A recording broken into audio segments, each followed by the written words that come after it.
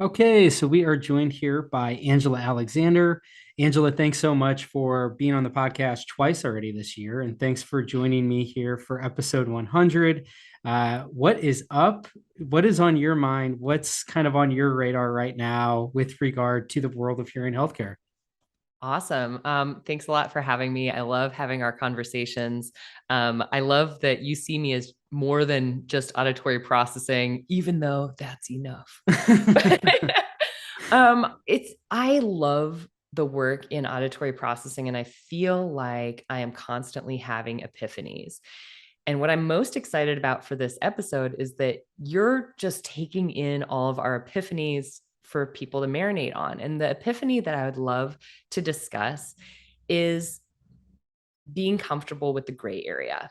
So, audiologists love black and white results. There's a lot of things where we have a lot of evidence based data and information, and we can say, okay, this person has a type C tympanogram, it's negative 100, which, by the way, there's also a type C2, which is negative 200 decapascals.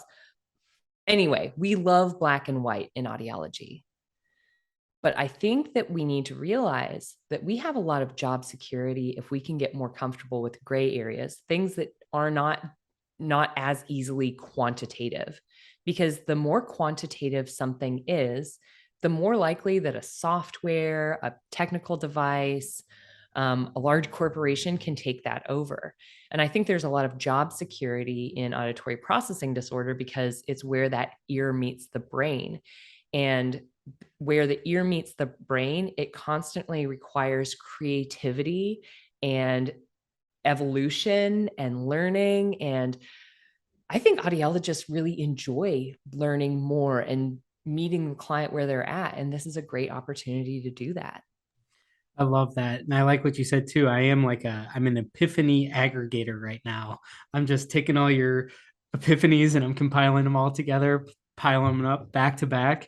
Um, but I think that's really cool. I really wanted to have you on because obviously APD is like in this vein of where are these additional opportunities that the profession as a whole can gravitate toward.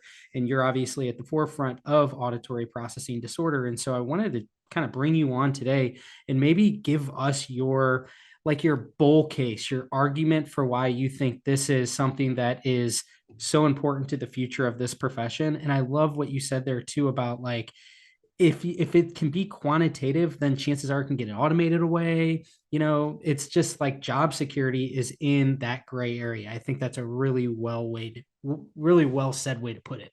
Thank you. I'm a fellow collector of ideas, so I totally appreciate this, and I'm going to love listening to this podcast.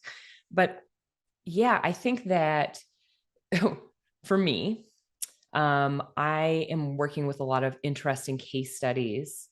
And one of the epiphanies that I had last week is that I am never afraid to see a client. I think it can be easy to get afraid when you haven't done something before. But the way that I was taught by Dr. Jack Katz, he basically would see anyone with any kind of problem. He would assess them, get as much information as possible, and then see how many problems that were auditory in nature that he could fix. And so I feel the same way. Oh, you've got a person who's missing a part of their brain. Awesome. I'm into it. Oh, that person is nonverbal. Let's try. So I think the problem is that sometimes audiology, we get so stuck within our boundaries that we forget that the main thing we care about is helping people with their hearing and helping them live their best lives because they're able to connect with their loved ones, right? So something that I'm finding interesting, I'm currently mentoring 140 audiologists on how to diagnose and treat auditory processing disorder. Okay, that's amazing. It is actually phenomenal, but part of that process, the very first thing I do is I evaluate these audiologists over telepractice. And I check to see how their own auditory processing is, because auditory processing evaluations are an auditory processing evaluation for the person doing the test. So we test them first. And I will not lie to you, a majority of audiologists, including myself, have at least one area of auditory processing difficulty. So then After that person's finished their test, I see, hey, are you happy to try some treatment? And we create a treatment plan for that audiologist. And I mean, it's always important to treat yourself. Am I right? So for me, my epiphanies are get comfortable with the gray area. Don't be scared to try to help a client, right? And if you only do what you've always done, you always get what you always got, right? And I think a lot of times we think that the only way we can help a person is through amplification. And like, honestly, I think we should be doing a lot more with auditory training. And Matt Hay has an auditory brainstem implant. He's an amazing guy. He taught himself how to process what he was hearing. He has a brainstem implant, and over 16 years, he taught himself how to hear and understand speech based on music he remembered before he lost his hearing. And he has hearing and noise test scores of like 60% as of 2019. And then we started doing auditory training with him.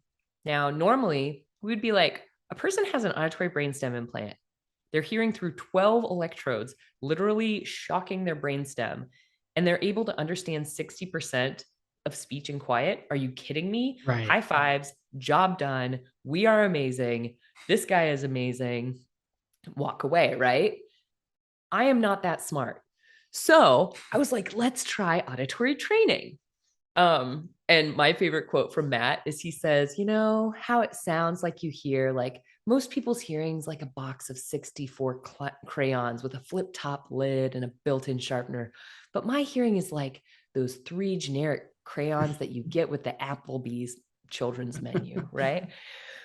So we started doing auditory training with him last year, and we did 12 one-hour sessions of basically helping him understand speech sounds.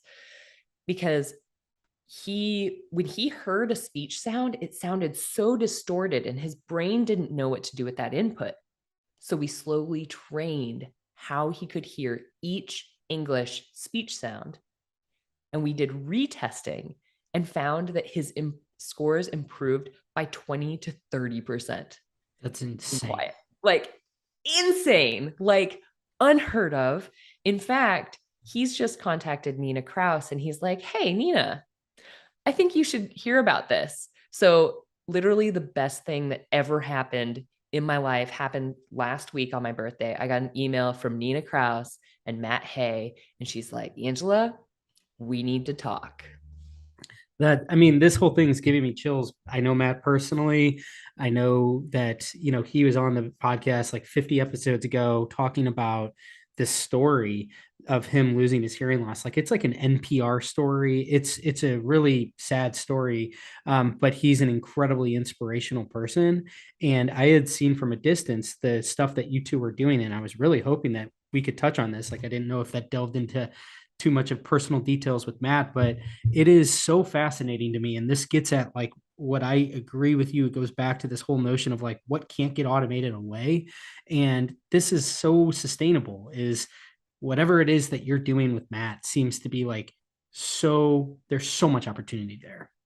Yeah. And I would never talk about a client who doesn't give me full permission. Right. I figured. And Matt is so awesome. I tried to change his name to Mac for some of my presentations. And he's like, why are you doing that? Stop, just stop. But no, he is an amazing human. We entered into this, and it's another one of those times where I was like, you know what? I'm brave enough to try something. I had not worked with a person with an auditory brainstem implant before, but I'm like, what do we have to lose? What do we have to lose? We're going to learn something from this. So, and the first person, the man who came up with the idea for a cochlear implant was laughed out of the room. Yeah. So everyone has to be brave enough to try somewhere.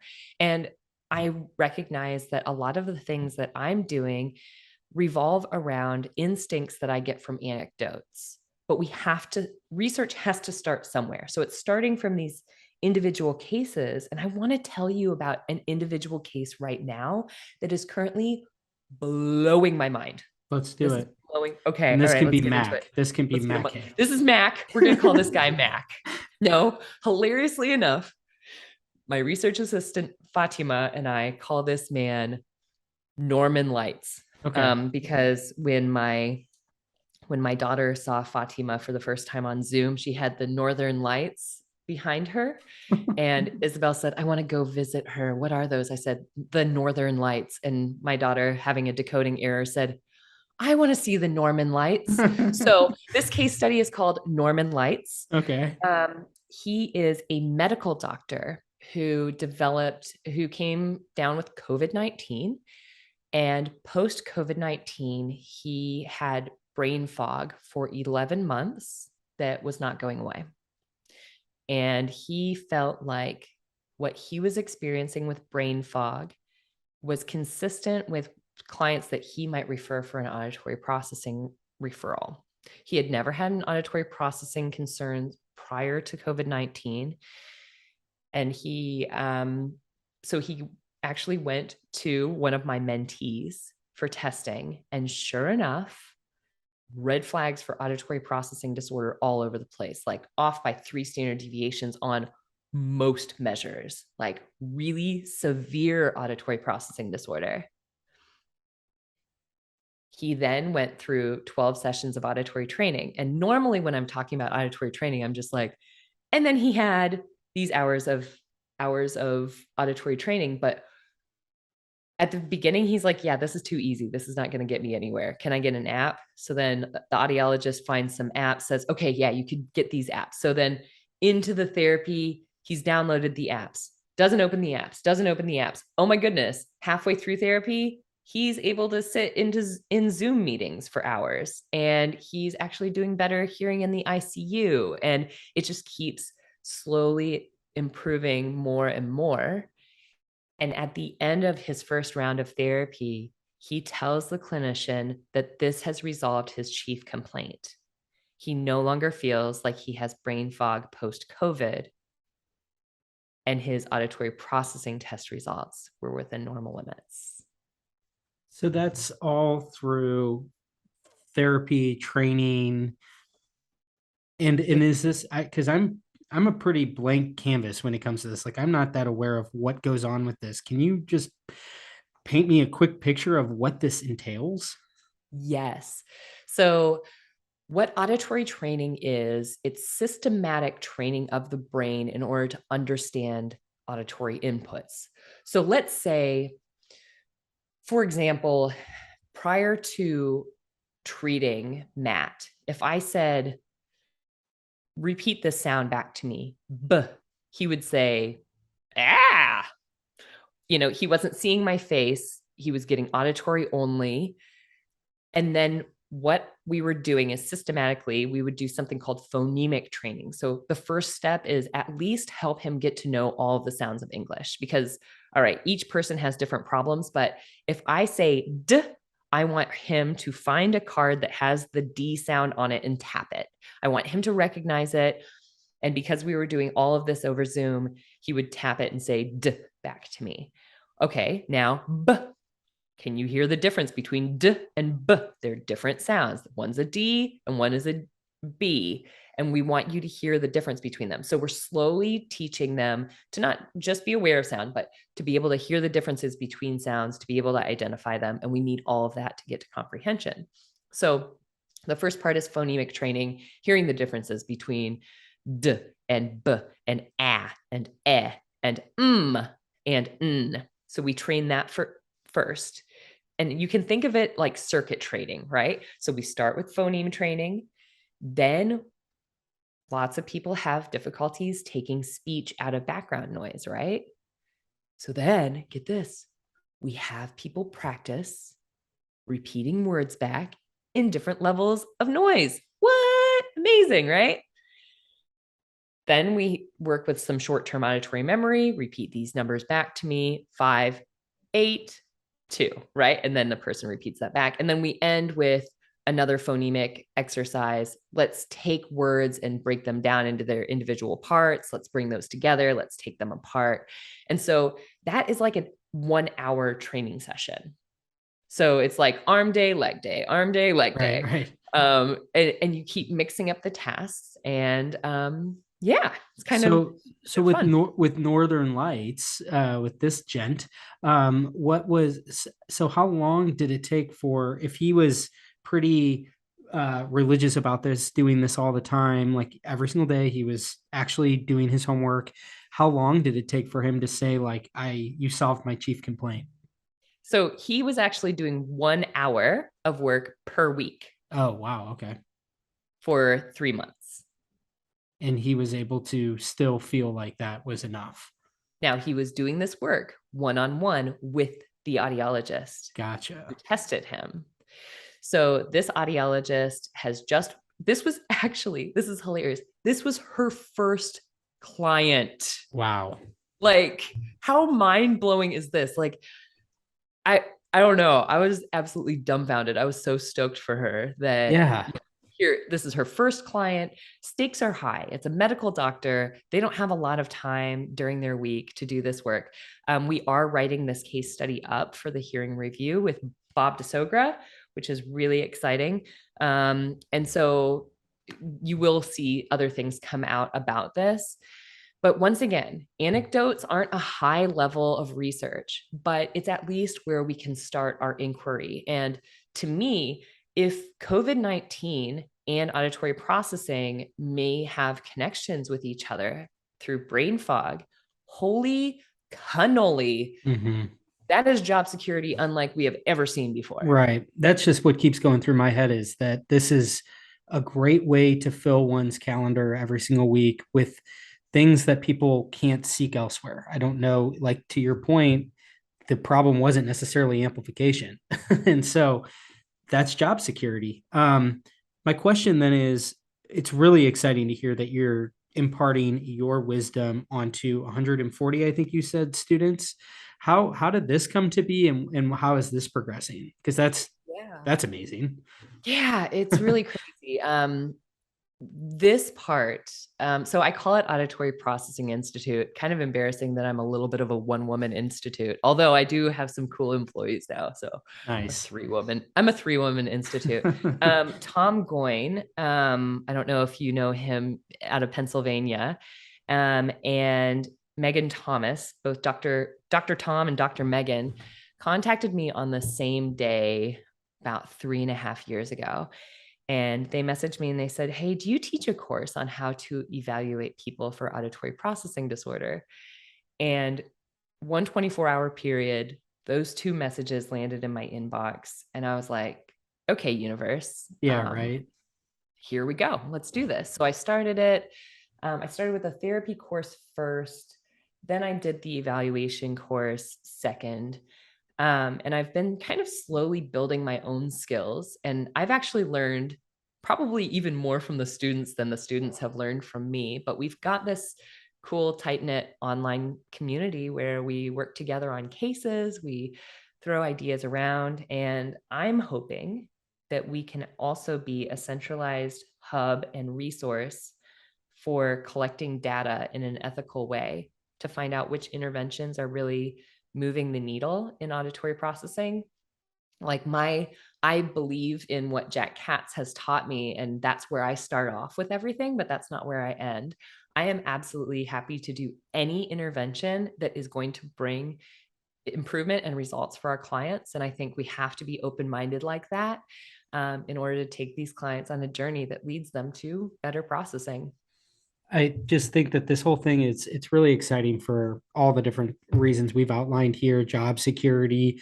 And I just look at this and I'm curious, like, how has these 140 students, how have they responded to this? Are they looking at this and saying, this is really exciting and I want to pursue this and I want, because I look at the experience that you mentioned about the one, mentee, I Mentee. guess, Yeah. that was their first client. That's so profound and life changing that she knows it works. There's success that comes with this, so that will forever shape the way that she views this. And I hope the same for these 140 audiologists. That's really exciting. Or prospective audiologists. Yeah, yeah. And And I told you that like I evaluate them online. So I actually did group auditory training for a group of audiologists with auditory processing issues a few months ago. I just completed it. Now I'm doing the retesting and finding improvements that happen from group work together. Nice. So it's really cool. It's a really cool collaborative environment. The audiologists are saying to me, some of them are saying, oh my gosh, like I look forward to the day in my clinic where I actually get to do auditory processing. I wish I could do this full time.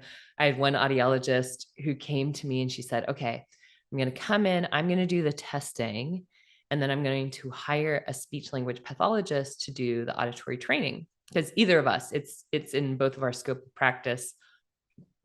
practices. However, insurance can make that complicated. So it's way easier as a private pay. But what she said to me, she said, I'm going to bring on an SLP. She'll do the treatment. And then partway through, she was like, nope, nope, screw this.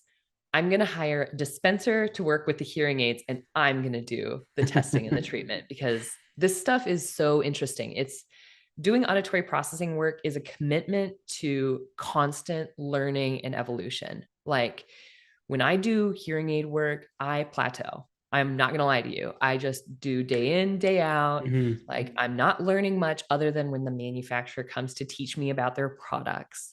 But what I love about APD is it's like each client is a different story. Each client, like every time I meet someone, I'm like, oh no, I need to write this up too. Like, Fatima, get your pen ready. Here we go.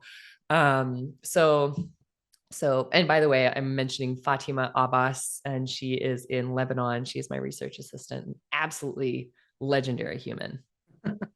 I think this is so neat that almost like if you want to know how to be successful as a dispensing audiologist, then you should probably lean into all of these other ancillary peripheral things, because like they ultimately might come and circle back to the solution is hearing aids, but it's a much different conversation that you're having when you're like, we explored, it's not APD, it's not something linked to your cognition, whatever, like you can run the gamut, and that's so different. And this has been like, I think the reoccurring theme on this podcast is like, how does audiology survive into the future?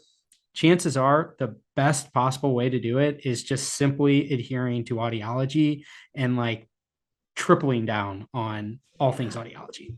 The future of audiology is in the brain Yes, I because love the that. brain has the biggest amount of gray area. The brain has the biggest amount of potential. I mean, like, I started a map back in 2008 to find where all of the audiologists were doing auditory processing work in the world.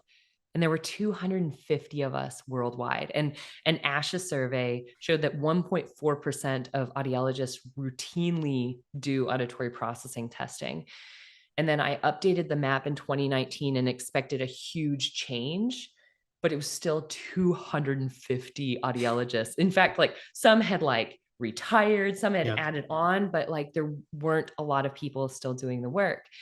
And then we're now up to 400. My goal is 500 by next year. I want to have more people doing testing for children under 7 years of age because we know that auditory skills underpin reading, and we want all children reading by 7. Why would we wait to test their auditory skills till then? That's just dumb. In what field are we like early intervention? Not for Yeah. us. Terrible. So I want more people doing testing the weird and wonderfuls. I want more people testing the young kids, more people working over telepractice, more people giving auditory training. Like I am excited because finally there is some way that audiologists can get out from underneath the burden of the somewhat boring sometimes amplification and get into the real good stuff. Like there are days where I get like goosebumps where I'm like jumping up and down excited, like, and these clients don't have denial. They'll come to me and they're like, I have a problem. No one Totally. believes that I have a problem. Yes. And compared to like a person who has a profound hearing loss where they're like, I can hear all right. Yeah, right. But that you're really getting at, I think, like the heart of the whole thing, which is the narrative of like audiology's under siege. completely dismisses all of these new opportunities. And I think that like the blueprint for audiology is actually very straightforward. It's like hearing aids can still be a part of it, but I think that we need to elevate all these other things because to your point, audiology, whether I think we want to admit it or not, has a bit of a perception problem in that it's very pigeonholed into just being synonymous with hearing aids. And I think that as soon as the profession as a whole can reclaim the entirety of what it's intended to be for and really get into treating, like you said, every kind of person, there's job security there, there's profitability, there's autonomy, independence. You go down the list of like it will solve everything that people claim to be sort of like under attack. Absolutely. We have been operating at just the tip of our scope of practice for so long. And yeah, we kind of have to go back to our roots because there's some good stuff in there and we've kind of forgot it along the way. But I heard a quote once about tinnitus, and it's from Richard in Iowa. Come on, Richard Tyler, Professor Richard Tyler in Iowa. And he said, if audiology doesn't own tinnitus, another profession will. Mm-hmm. And I would say it's exactly the same about auditory processing disorder. There are other professions that want to take this. They want to be the ones, like audiologists are the only ones who can diagnose auditory processing disorder. But occupational therapy, psychology, neuropsychs, they want to be able to test for this. And if there's only 400 of us in the world doing this work with more than 300 million potential patients, that is job security, my friends. That is job security, my friends. I agree with you. This has been so awesome. I mean, really seriously, like the coolest thing about this first 100 episodes has been getting exposed to really smart people that have a totally different like mentality and philosophy on how this whole thing can take shape. And I feel very strongly that everything that you're saying and everything that you're doing is at the heart of it's a big part of I think how we can move forward and feel confident that like we're going to be fine for the long term. We as the industry that supports the hearing professionals, and all the audiologists. And I think that it's extremely exciting to think about like while that number is really low and it needs to come up, that also means that there's only 400 plus people doing this. So it's like if you're an audiologist, what an amazing opportunity. There's so much potential there in terms of the amount of people that need you. Yeah. And it's not like dizziness. I mean, like Richard Gans is doing amazing things with the American Institute of Balance. And that is a great way to diversify. And if I'm honest with myself, the person who made me think about diversification to begin with was Richard Gans back in 2007. He was like, hearing aid companies don't want us. They want to get rid of the most expensive part of the hearing aid process. Like they want to go direct to consumer. He was saying that like the wisdom of Richard. Yeah, Nostradamus over here. Can I just say that I think that there goes my dog. Auditory processing is a perfect way to pivot if you are doing dispensing because it's the same kind of skills and abilities that you're looking at. You're just going a step deeper than awareness. You're looking at, can they discriminate sounds? Can they identify sounds? We're just trying to pull them all the way up. Erber's model of auditory skill abilities. And I think the main thing I want people to come away with is do not be scared of the complicated patient. Do not be afraid of the gray area. The gray area is what's going to give us, it's going to give us the ability to be creative in our profession, to solve other people's problems. And when we are creative, not only are our clients' lives better, so are ours. Boom, mic drop. Angela, thank you so much. For real, this has been great getting to know you through the podcast. I really appreciate you coming on here for episode 100. And we'll have to have you and your dog back on for an episode in the not too distant every time. Digger. He's so hilarious. He's like, I'm pretty sure I should get brunch right now. Awesome. Well, thank you so much. It's been you great. are so welcome, Dave. Cheers.